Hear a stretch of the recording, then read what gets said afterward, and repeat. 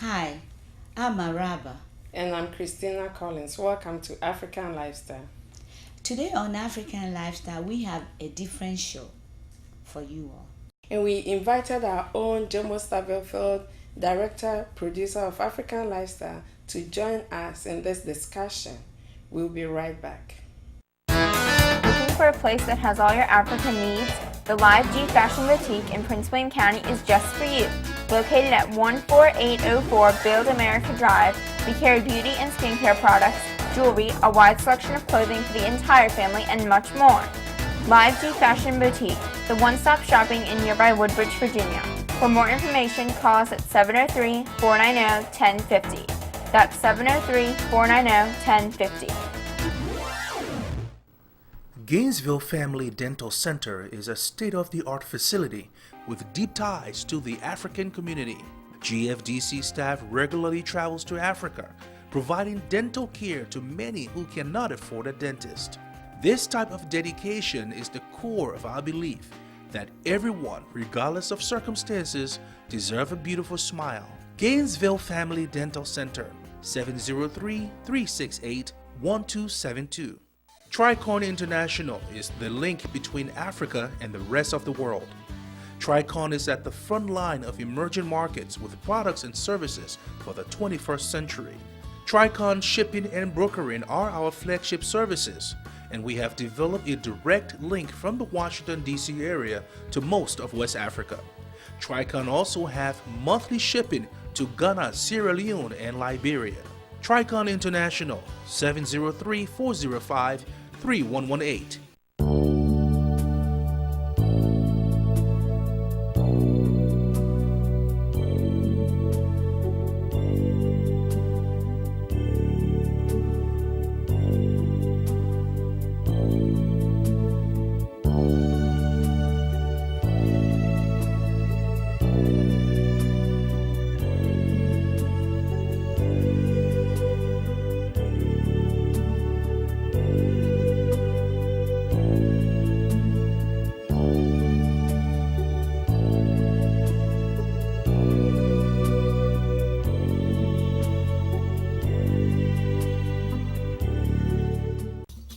Advertise your business on African Lifestyles and reach the African community.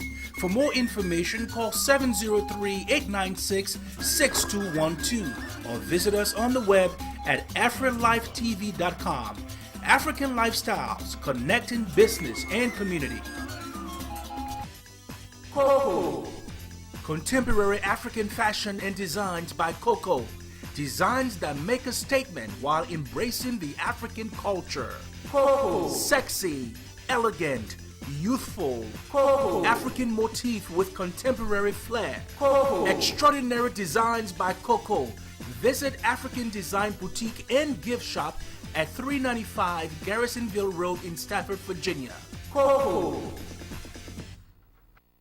Welcome back. We are talking about issues affecting Africa, especially economic crisis. And we are bordering the first discussion on Obama's policies pertaining to Africa. Jomo. Well, you see, Obama, lots of Africans all over the country, all over the world for that matter, we holding our breath to see what policies or what issues Obama are going to come out with towards Africa. Just recently, we all got excited because he just nominated Johnny Carson to be the assistant Secretary of State, and he will be in charge of African affairs or African policies. That's very exciting for all of us who have interest in Africa, because Mr. Carson has he has been ambassador to three African countries.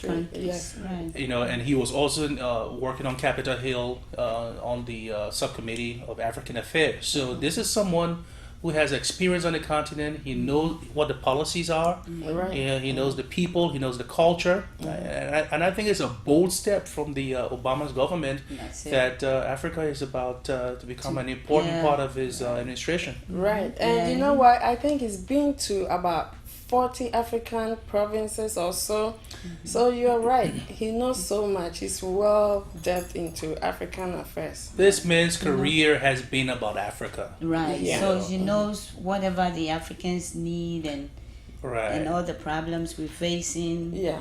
You And know, talking so- about what Africa needs, he's even started talking about, freedom of speech for Oh, the okay. media. For media, Oh, yes. okay. Yeah. Okay. Mhm. That is so crucial because the tenets of democracy Right. is that you can't really have true democracy without freedom of the press. Right. Right. And in this country we know that the press is what we call the fourth estate. In other words, Right. they're the ones that oversee the government.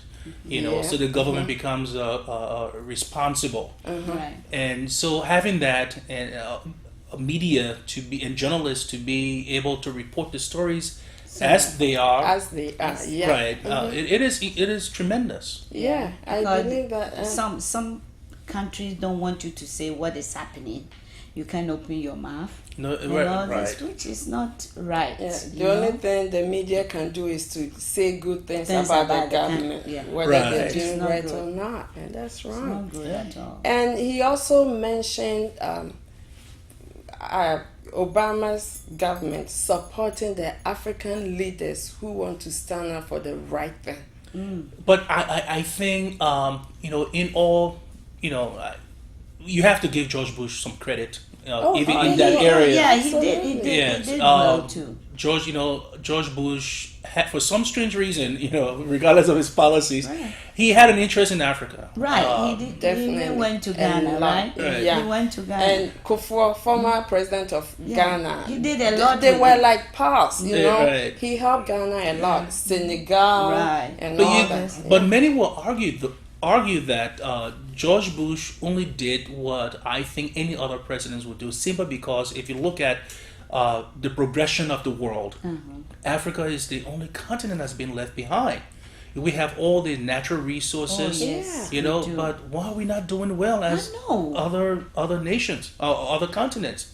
And so I think George Bush, I don't think he was a bad guy. I mean, some of his policies are I questioned. love George Bush. The I only love thing- Obama. I love George Bush Yeah, too. well, The only thing was the war thing. That's all. Yeah, I was think. Well, I disagree with that. I think it's more than just the war. I mean, some of his policies yeah, were just yes. absolutely horrendous. right, but Yeah. the most important one that people didn't agree was the war too. You know.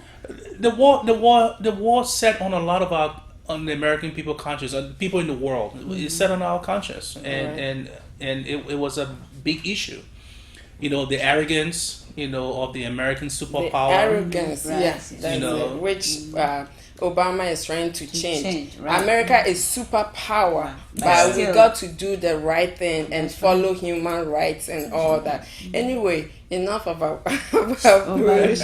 Yeah, ECOWAS is trying to help Africa. Right. Like before off screen, you were talking about this Indian guy the Nobel Prize winner, Yes. who brought the idea of this micro loan. Right. You Right. see, and in Liberia, I heard that there's this lady called Amelia who got a loan for $83. Right. She cracks rocks for road building, and then she went to get more loan to do Yeah. extra. How Isn't can that somebody? amazing? She's clever because how can somebody just use $85? $83. $83 But even that to create something in like Africa, that. it's big money. It's It not is though, $83. but to create such a business. Yeah, but the microloan, I mean, Africa is so ripe for that concept. Yeah, it's about time. It is, and most of the business people, overwhelming majority of the business people in Africa, they're a small mom and pop operation. Yeah. And do you know something that I also saw was the Kenya. In Kenya, these ladies has formed an association, and they give themselves some loan. They get a big loan from the government, and they give it to the association give it to themselves, and they create small businesses for themselves.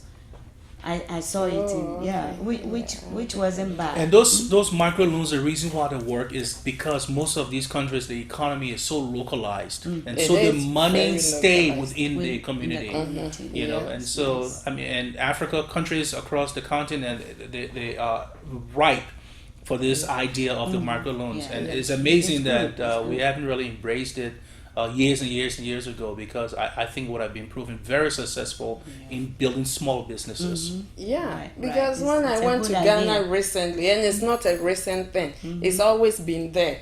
Almost every home, you see a small store. Even my mom, in front Yeah. of her store, she has a salon in her house, you know. And then I saw that it was even more than it used to be. Micro businesses. You see these people carrying their wares on their heads and selling their good Yeah, stuff. which is- Yeah, But you know, Christina, so- it's all it is for Africa to move forward. It's all about business. But I do see Rick putting his finger up, so we do have to take a break, and we'll be right back. Gainesville Family Dental Center is a state-of-the-art facility with deep ties to the African community. GFDC staff regularly travels to Africa, providing dental care to many who cannot afford a dentist.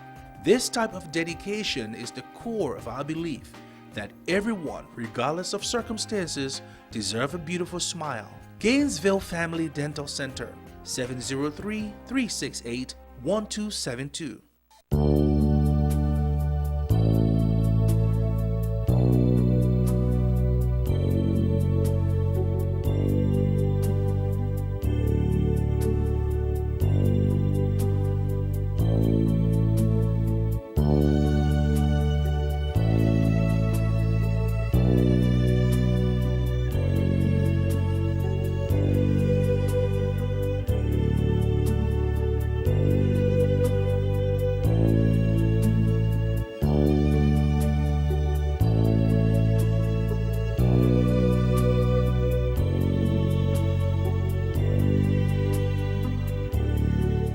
Tricon International is the link between Africa and the rest of the world.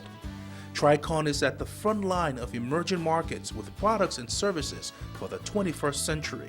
Tricon shipping and brokering are our flagship services, and we have developed a direct link from the Washington, D.C. area to most of West Africa. Tricon also have monthly shipping to Ghana, Sierra Leone, and Liberia. Tricon International, 703-405-3118. Coco. Contemporary African fashion and designs by Coco. Designs that make a statement while embracing the African culture. Coco. Sexy, elegant, youthful. Coco. African motif with contemporary flair. Coco. Extraordinary designs by Coco. Visit African Design Boutique and Gift Shop at 395 Garrisonville Road in Stafford, Virginia. Coco. Advertise your business on African lifestyles and reach the African community. For more information, call 703-896-6212 or visit us on the web at AfriLifeTV.com.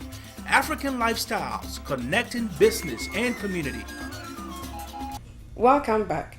Before we went to the break, we were talking about micro businesses in Africa, and this means a lot to the African. Now, what impact is it going to have on us, the positive impact, especially those of us abroad?